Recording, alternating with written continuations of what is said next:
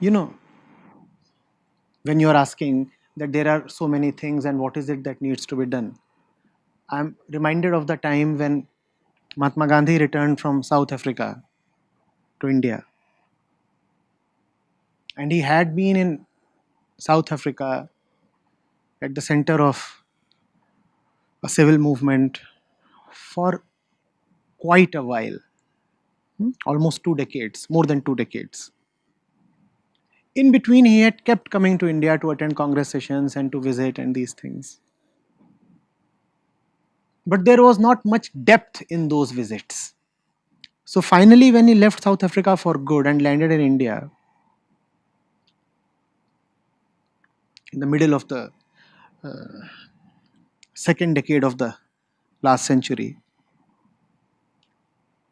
Gopal Krishna Gokhale told him, no public life for you for at least 1 year.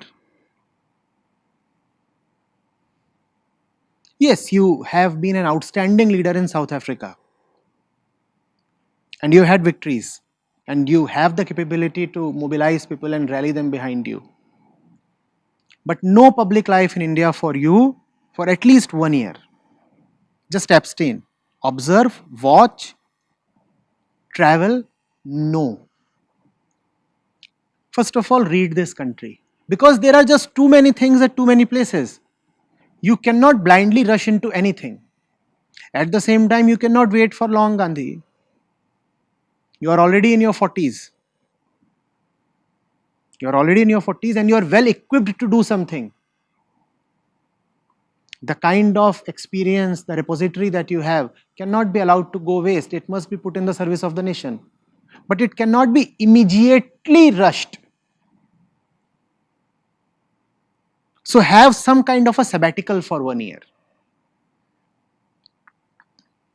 Gandhiji considered Gokhale his teacher and he followed the advice. He just kept studying. He said, there are so many things happening in this vast land. From Burma till Afghanistan, from Tibet till Lanka.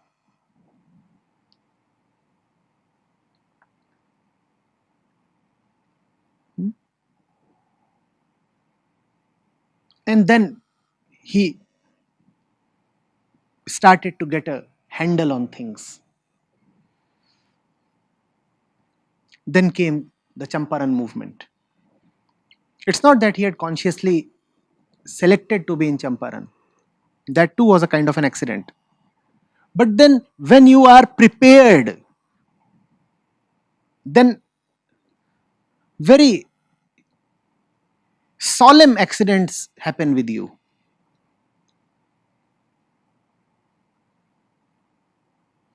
Even accidentally, the right things can happen to you only if you are prepared.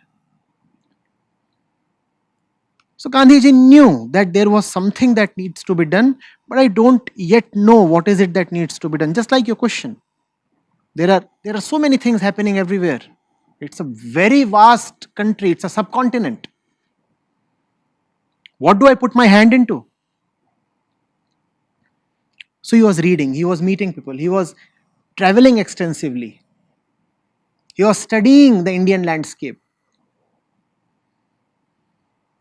And then the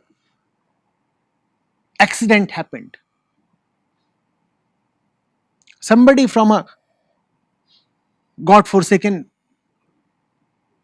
village, a district in Bihar, came to him and kept shadowing him and said that such a thing is happening there and we need you to come and support us and defend our rights. The British masters are forcibly asking us to grow opium on 15% of our land, and that's exploitative. Are you getting it? If you are serious about the whole thing, what would you do? You would do what he did. You would read, you would meet, you would travel. You would observe. You would be all the time alert. You'd want to find out an opportunity. And it's far easier today. It's the information age. Even traveling is far easier today. At that time, to reach Champaran, you had to travel on an elephant back. That's how Gandhi reached.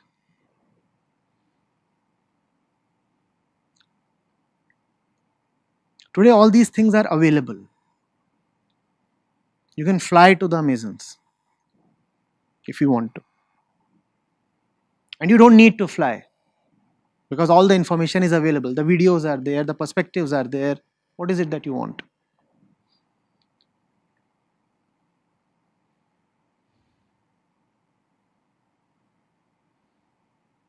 Hmm?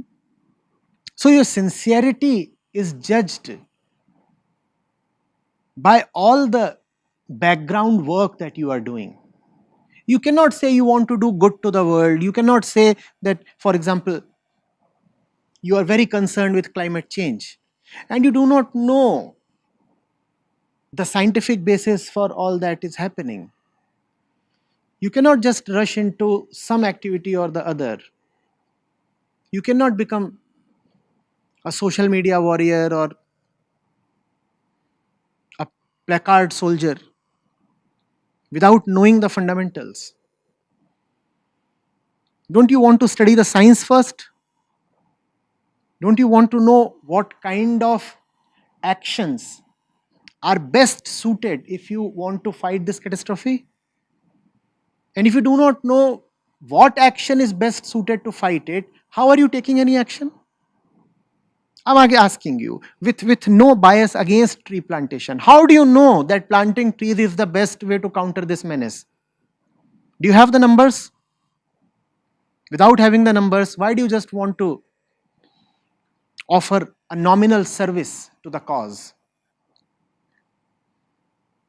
Hmm? Must you not first of all study the UN reports? And there are so many other organizations keeping a watch over the climate. Should you not take out time to go through those reports and know what the whole thing is really about? Or do you just want to be a do gooder? Hmm? A society man? It is often fashionable to do all these things.